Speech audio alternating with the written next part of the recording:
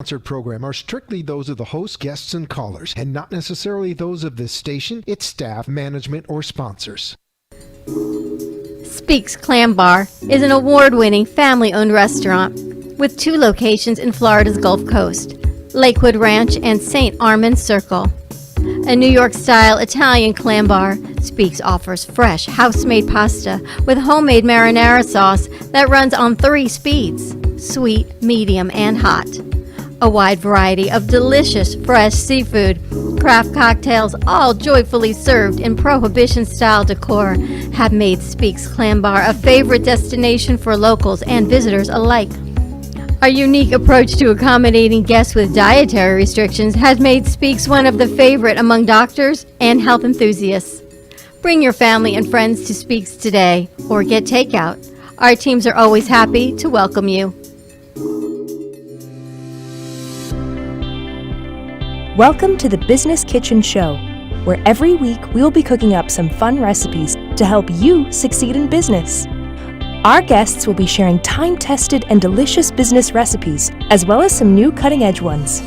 Every recipe has a story, and every chef adds their own unique flavor to the dish. Just like each business strategy has its own story, and owners work hard to make their mark. Here at the Business Kitchen, you can be sure to find your own recipe for success.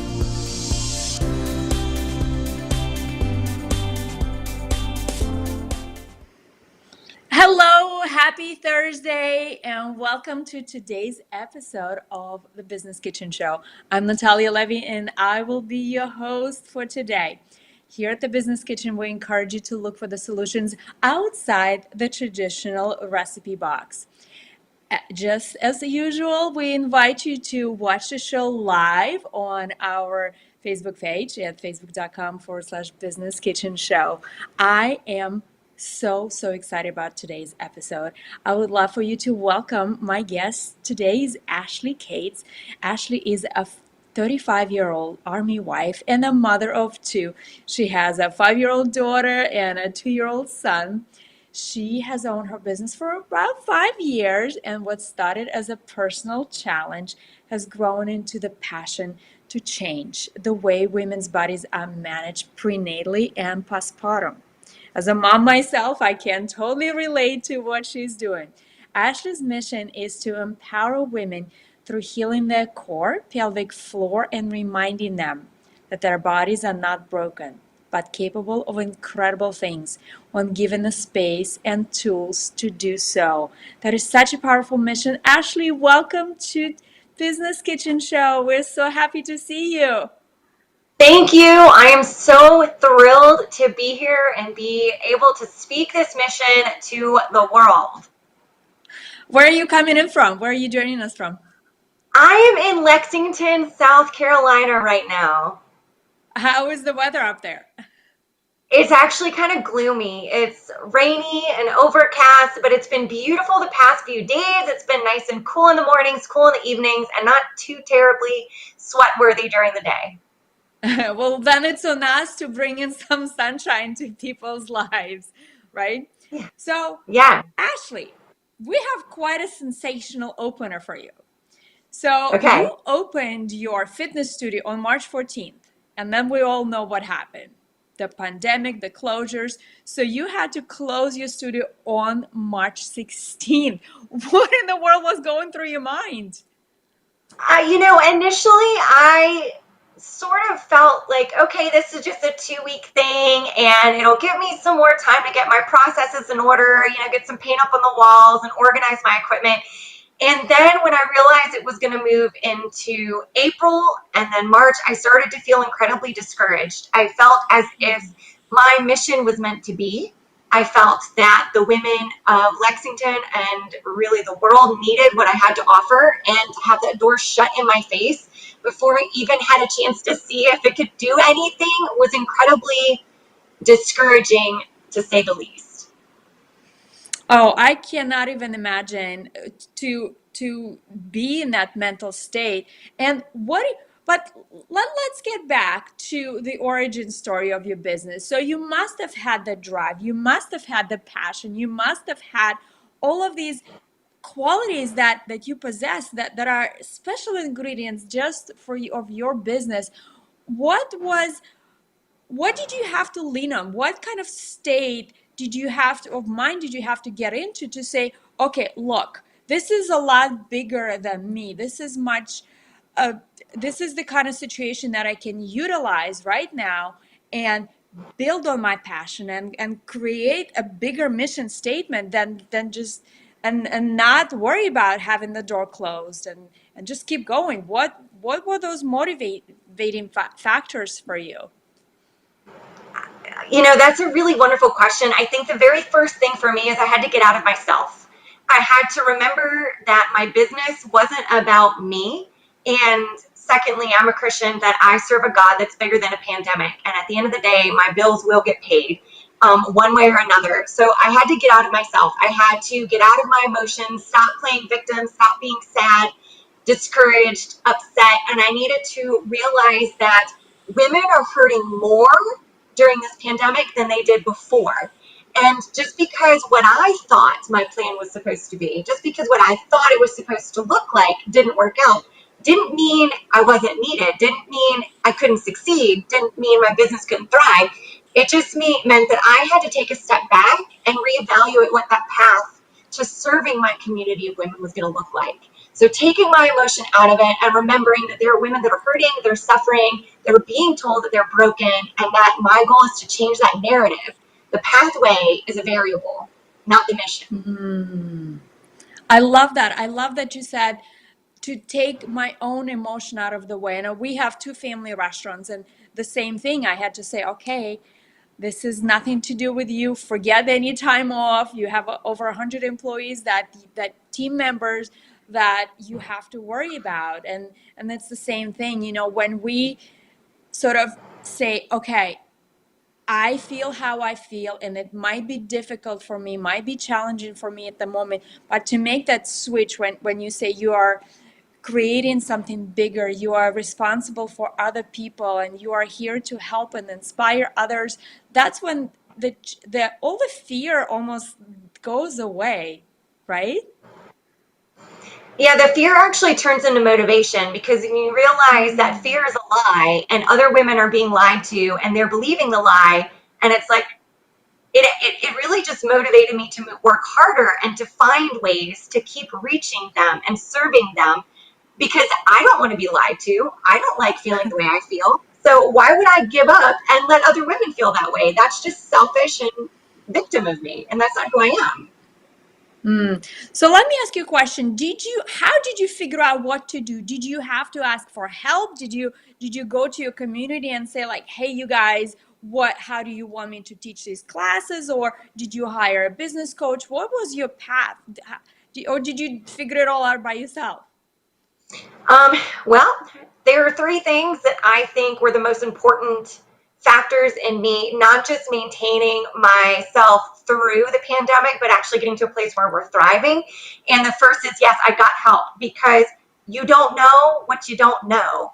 And oftentimes as entrepreneurs, we can be stuck and limited in what we believe we should be doing, what we want to do, our path, our spreadsheets. And we need to step out of ourselves, even the emotions. Like, we are limited with the lens that we have to view our business. And what I realize is we seek help in our marriages. We seek help with our kids, especially parents right now with their children being taught virtually. We seek help in every aspect of our lives. I don't know how to navigate a pandemic. I'm a young business owner. I got help. I did what everyone would tell you not to do. I invested money in a business strategist, and she said, Ashley, these are things that you could be doing. And I was like, oh my goodness, how did I not realize that? Because my lens was limited by emotions, by what I thought the plan had to be. And all of a sudden, those restrictions that the pandemic put on me were gone. And I could fly and I could serve, and women's lives kept changing. It was, if no one gets anything from this, it's find someone that you mesh with, hire them, spend the money. Something that she said to me is, if you don't invest in your business, no one else will. And in a time when a pandemic, so true. It's true. Like, if we want to be cheap with ourselves, people are going to view us as cheap. And I don't view what I do as worthless. So I'm going to invest in myself and my business. And so I can grow. And I can so relate to that. I can so relate to that because I actually just did a Facebook post yesterday that, I've been in this country for 21 years. I'm originally from Russia, as you can probably detect a little bit of an accent there. And over the time that I have been here, I've always believed in investing in myself.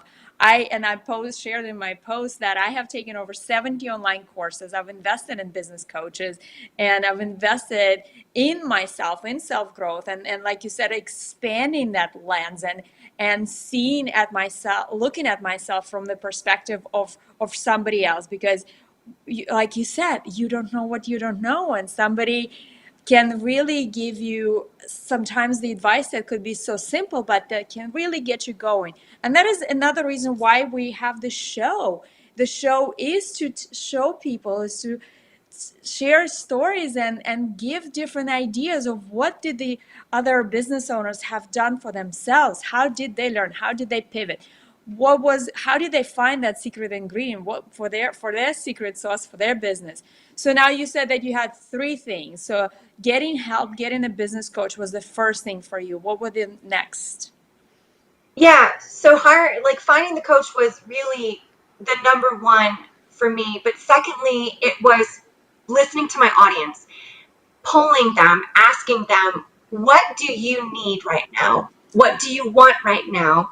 But then, and this is really the most important part of this, is listening to not just what they're saying, but how they're speaking. I think as business owners, and I'm coming from my own perspective, I can get stuck in that narrative of how I feel I should be communicating, the programs I should be delivering, the graphics I should be posting. And oftentimes it leads to a miscommunication and it turns people off because they're being talked to, not with. And so when I ask my audience, what do you need from me? How can I serve you? And I did it without looking for something back. I genuinely just wanted to love the women because that's something that I needed during this pandemic. And Sure, then I sure. responded that way. I used the same terminology they used. I made sure that I asked so many detailed questions. It's just like with a toddler, right? Or your kids. What do you need from me when they're having an emotional experience? How can I support you? Do you need it done this way? Do you need it done that way? What about that don't you like? And then serving them in that capacity. That was Sure, a sure. huge. Right. So let Go me ahead. ask you a question. That with when serving your audience, I know with our businesses we do a lot of that. What tools do you use? How do you communicate with your audience? What are some of the most effective ways? Do you communicate with them through social media, newsletters? Can you share what is that what has been most effective for you? What I have found is social media. I think all businesses have their different modalities with which they communicate well. Some people prefer email, some people prefer their websites and blogs, and some people prefer Facebook posts, Facebook stories, Instagram stories, Sure. or Messenger. What I found connects the best with my niche, which is moms, women, is social media, posting to the stories, sending them private messages. My audience is small enough, I would say, that I can get really personal, that myself and my trainers can get really personal and check in and say, how are you doing today? How can I help you? And really, if you just spend 20 minutes twice a day, you can run out 10, 20 messages a day and really make people feel loved on. And I think for me, for sure, social media, posting in groups, asking questions, responding to them, not just dropping it and running away, but being active and showing them that I am a person, I'm not a robot, and I'm with them. And I think that there's so much beauty in that. So when you think about communicating with customers, what you just said is to really create that very intimate connection in a way where that they don't feel like there's this large corporation behind something, behind the business, that there's a real person, there's a real mom, you're an army wife, you had kids, you are so relatable. So for business owners, think about what those points that you can connect to and connect on such a human level, so that other people don't feel like you just sending them promotions. No, it's just like can you express a genuine care even if they don't buy from you? How can you become a part of their life in a way? How can you really understand what their pain is, and how can you show empathy and compassion and kindness through reaching out? Because these people are going to, even if they don't buy from you now, but they're going to feel like you're a genuine person and your team really truly cares about the community. And with that, I have a question for you, Ashley. So you created your entire brand around a community, around having women come together. Can you share a little bit about that?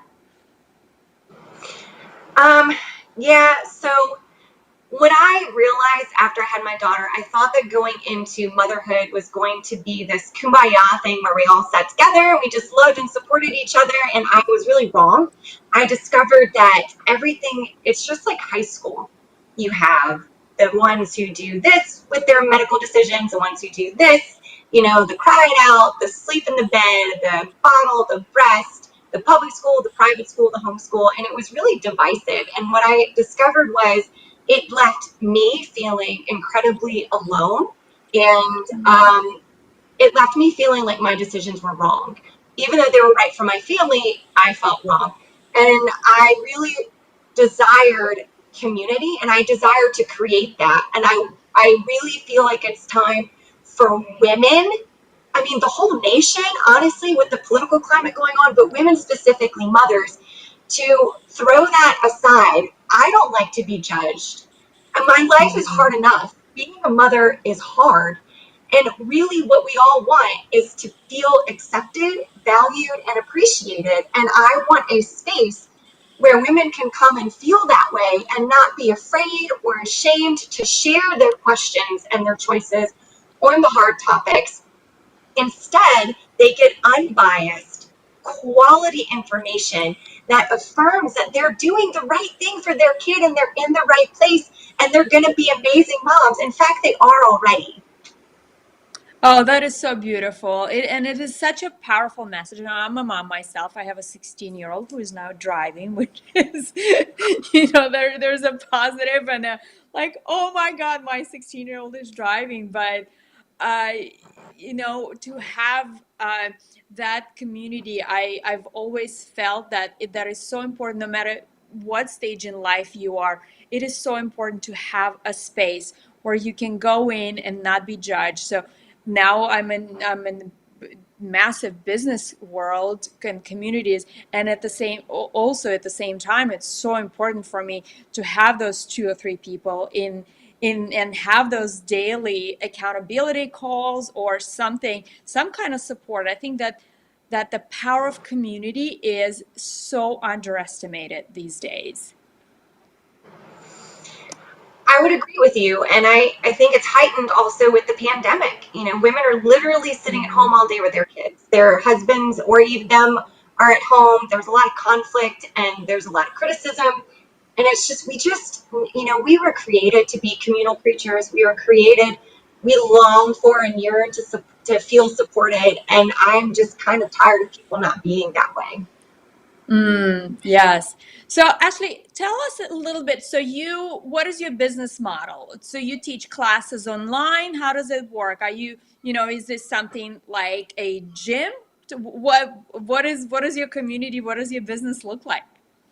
That is a wonderful question, and it's mildly complicated. Initially, when I started my business, it was heel and seal only. It was core and pelvic floor work that I myself created with a test group and over a series of months. And all of that was in person. I really didn't have a desire to make it virtual. I felt that every woman's body is so unique. It needs a specific, unique touch. It's just like with personal training, or if you've ever gone to physical therapy, you can have 2 people with the exact same surgery, and there's so many variables going into it that you need that intuitive personal connection. So for the first 4 years of my business, it was pretty much in person. And then I started doing FaceTime or Zoom appointments with Heel and Seal, but it was always one-on-one.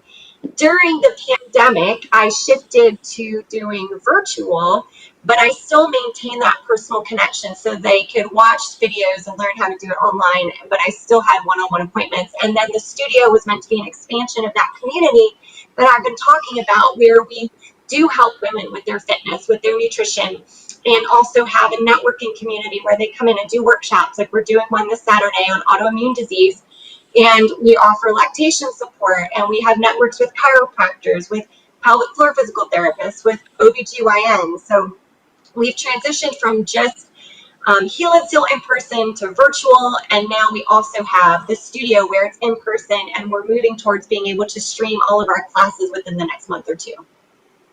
Oh, I think this is fantastic. So, isn't it incredible how you have taken this situation and completely pivoted your business model to something that might I hope and I wish you all the luck in the world, and I hope that it'll grow into a tremendous community and really gain attention of everybody around the country and the world. So do you have with that? So when you think of the large brands, whether it be a fitness brand or another brand in business, is there anybody that inspires you? Yes. So I created my program before I even knew this one business existed. It took me a long time to get on Instagram because it's just overwhelming. But I discovered a place called the Bloom Method, and I believe she's in Colorado. Her last name is also Kate, ironically. But what she's doing is fascinating. She's really changing the narrative that's out there when it comes to the way women's bodies are being treated. And she's gone from, diastasis recti and pelvic floor is a dysfunction, it's a disorder, to no, this is something that your body goes through and it can be healed. There's also, and she's very body positive. What I love is that she has different shapes and sizes in her videos on her Instagram feed. And I think that's beautiful because no, women's bodies aren't meant to look any particular way other than the way the woman is. That's it. And then the other person is Anthony Lowe. He is a physiotherapist out of Australia. And the way that he communicates to women and about women is so empowering. It's like, you go to your doctor and they say, okay, you have a prolapse, your only solution is surgery, you're broken. Like, sorry, this is what happened. And he's like, no, this is something that has happened, and it's just the way that your body has adapted to pregnancies.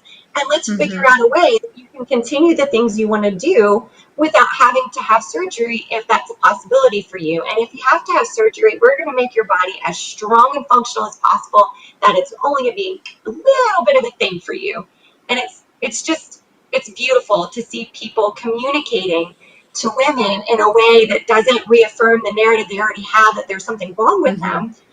Yes, No, it's so important for us to continue to empower other people. And Ashley, I thank you so much. You shared such invaluable lessons with us today. I do hope that you get to collaborate with people who inspire you, and I wish that all of us we keep going and we keep trying to find that inspiration, and we keep trying to share things that work for us, because we never know what works for us might work for somebody else. Ashley, I thank you so much for being on the show with us today. Where can people find you? I am on Facebook or Instagram with Mommy, Mom plus ME Strong, or I have a website, mommystrongllc.com, or you can just find me on Facebook and message me, Ashley Case. My name's right there. I'm happy to have a conversation with anybody. Ashley, you are fantastic. Thank you so much. Keep doing the amazing work that you do. I'm so grateful to have had you on the show today. Thank you. Thank you.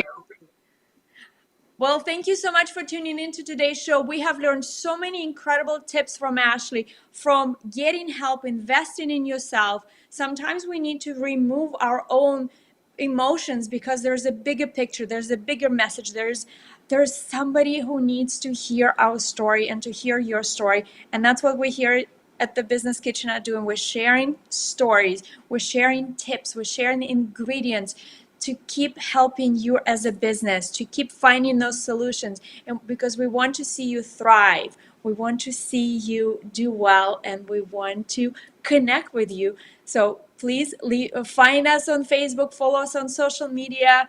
I can't wait to see your comments at the end of the show, and we will see you next Thursday. Now, let me give you a little bit of heads up about the guest that we are having on that next show next week.